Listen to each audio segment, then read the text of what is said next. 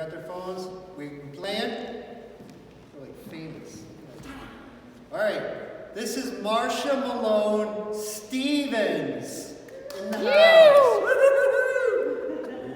Okay. I'm Jim. We're in the Lancaster Community Center.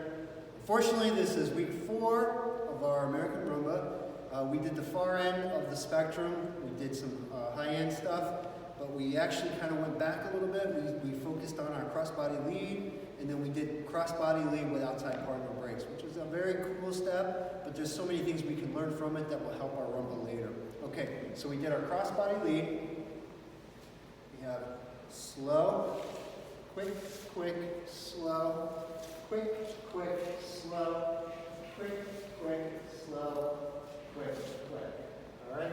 So a couple of things we talked about. Some of the things that help us to allow that crossbody lead to be better was, number 1, lowering the hand, allowing the lady to pass.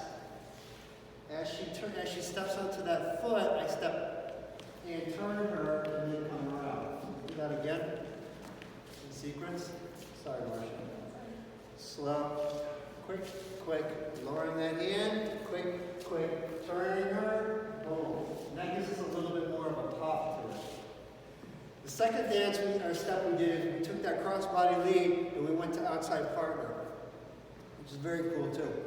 So we have slow, quick, quick, same concept. The difference is I step wide, turn her, go outside partner, turn, outside partner, outside, and then just go straight back and close.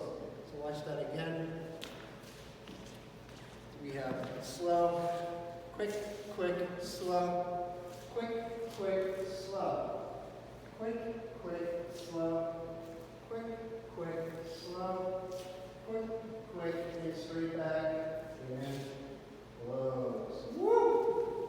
So you know what next week is, right? Tango! Tango! Thank you. Ah!